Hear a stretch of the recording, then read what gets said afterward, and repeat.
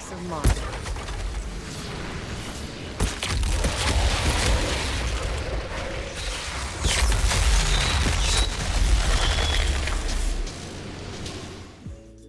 I don't often wade into the deep end of the Devastator debates because of any of the classes in Outriders, this class is the most polarizing.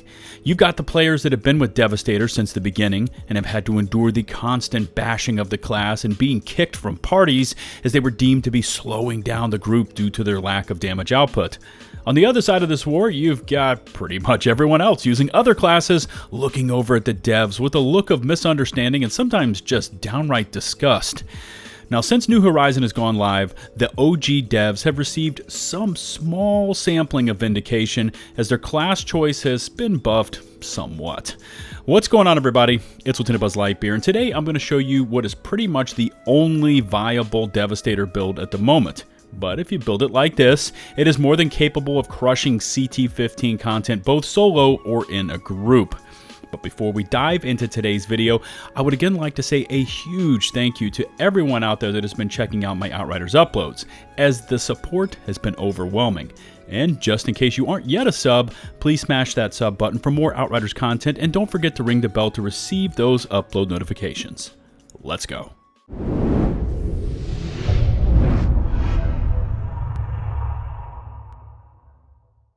As I mentioned in the intro, Devastator is really pretty limited in terms of a damage dealing setup.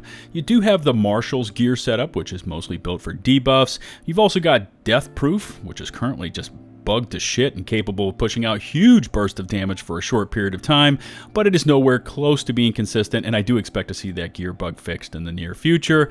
And then finally, you have the Statue set, which is just lost in limbo. Also, and no knocks on anyone out there that rocks one of these, but if you are running an FP dev setup, it just isn't in the same discussions as other bullet-based class setups. So, we've pretty much got the Seismic Commander gear to work with, but in that one stable gear set, it is proven to have battlefield sustainability along with large AoE capabilities.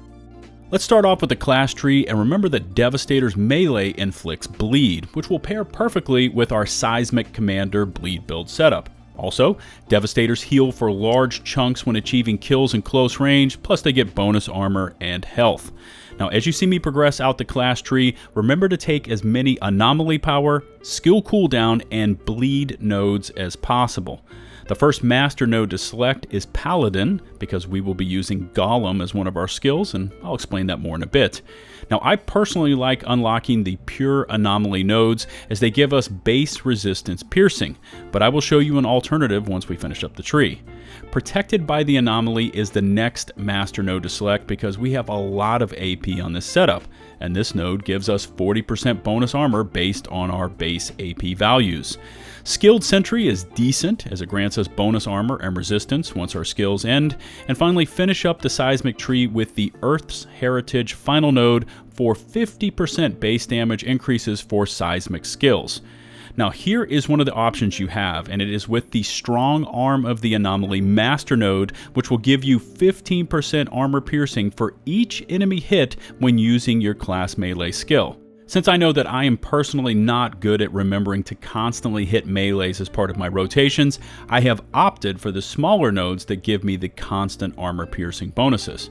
Also, if you find yourself on the brink of death in most battles, probably shouldn't with Devastator, but if you do, try unlocking the Blood Donation Master Node for 25% healing based on your bleed damage. For the skills, I personally don't use the Impale skill for this build, as we're going for more of an assault-style seismic setup. Now, Golem works well in this role, as it not only blocks large amounts of incoming damage, but when paired with the Paladin Master Node, we pick up 45% bonus anomaly power, which increases the strength of our skills. Earthquake is the major skill we want, and with this build, we will have 3 of them.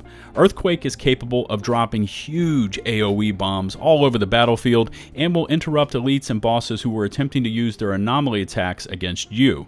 Gravity Leap gives us some much needed range, and like Earthquake, functions as an interrupt skill. Now, with our gear mods, Gravity Leap is also serving as a debuff skill to increase the damage targets take from our primary attack, that being Earthquake.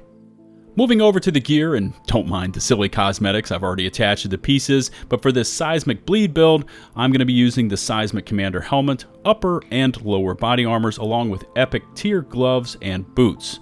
Now for the helmet, I'm using the Seismic Legendary piece, as it does come standard with AP, Status Power, and Skills Life Leech. In general, we are wanting AP to increase our skills and melee damage, status power to increase the duration of the bleed ticks, and then cooldown reduction to get those skills back as quickly as possible. Now since I am rolling also with Gravity Leap, I have rolled on Despair, which is a tier 3 mod that debuffs afflicted enemies within the radius of the leap so that they receive twice as much anomaly damage for 5 seconds.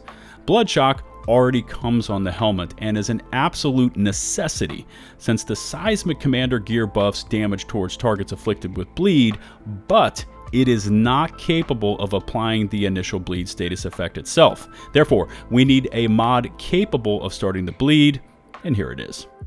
The body armor is again Seismic Commander with the perfect attributes we want of AP, status power, and cooldown reduction. Now I have added on Double Jump, which is a tier 3 mod that grants us another Gravity Leap activation, and then I have stayed with Earth's Legacy, which is a super important tier 1 Earthquake mod, simply because we need range on this skill, and the base range is not very good to start with. The pants are the third and final piece of Seismic Legendary gear, again with AP, status power, and cooldown reduction. Tainted Blood is simply a must for any bleed status build, as it will add on another 25% damage versus targets afflicted by bleed. Now since I play a lot solo, I need the ability to hit elites with force, and Captain Hunter gives this build another 25% damage versus all elites regardless of range or attack. My gloves are epic tier, and they came with AP, status power, and cooldown reduction, and I am using the tier 3 second Quake mod for another Earthquake activation, and I've paired it up with Untamed Power, which is a tier 2 AoE mod capable of delivering explosions around my character anytime I activate a skill. Now since I do try to be in really close to my targets when I start the skill spam rotation, these extra 51k AP blasts can effectively drop smaller targets in close range. My gloves are really close to what I wanted, but alas, they are missing status power.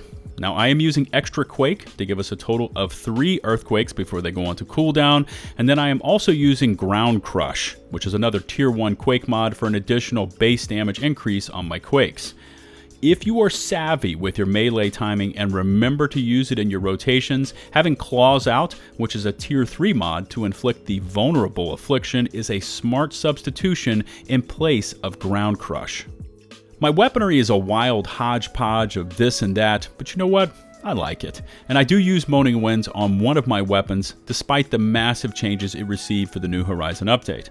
Now for my primary, I'm using the vaunted Death Shield, still using Fortress for the armor, resistance, and damage stacking capabilities, but I have added on Shadow Comet, as it just drops down with so much effing force. My second weapon is also a shotgun, but for this Anemoy, I am going with Moaning Winds, but I've also paired it with Radiation Splash, which received a huge base damage buff for this update. If both these skills proc at the same time, that is nearly 1,000,000 hit points of damage just from the skills, not including bullet damage or any of the buffs from other mods. For my sidearm, I'm using the Torment and Agony pistols with Clip Combustion along with Claymore Torrent. I just love seeing these status effects come raining down from the heavens, and all 3 of these weapons are to my liking. Alright, now that you've seen it all, how do you use it for maximum devastation? What I like to do is activate Golem once I get close to my targets, hit mobs with one of the gravity leaps, which will debuff them with the Despair Affliction, then I spam the 3 Quakes in quick order, and then I use the final gravity leap to just finish off any stragglers. Now you can also cycle through your weapons for all sorts of status effect bombs and tons of AoE, and since you have so much cooldown reduction, once you've gone through your skills and maybe fired a weapon a bit, your skills are already back off of cooldown and you just begin the rotation again. Remember that you're going to be applying bleed all over the freaking place, and your gear and class tree are designed to augment your damage versus those bleeding targets. In fact, you've got so much bleed affliction on this setup, many times targets will just keel over and die from bleeding out from the ticks. Also, I cannot claim this build as my own, and I would like to publicly thank Annatar, a valued and extremely competent member of our Discord community, for showing me these setup. I made a few changes to complement my personal playstyle, but the majority of this is from his guide, and again, I would like to thank him.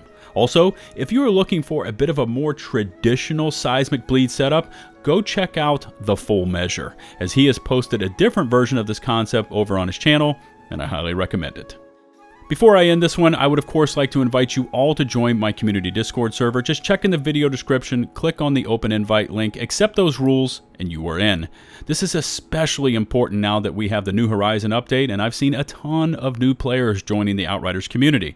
Once you've joined, one of our mods will be there to get you where you need to go, and we've got tons of resources for builds, tips and tricks, and of course the LFG, or looking for group channels, for both carries and farming. Don't get frustrated with the limited in-game matchmaker capabilities and, of course, no voice comms. Join my Discord server and be in a group up on mics using one of our free voice channels in a matter of minutes.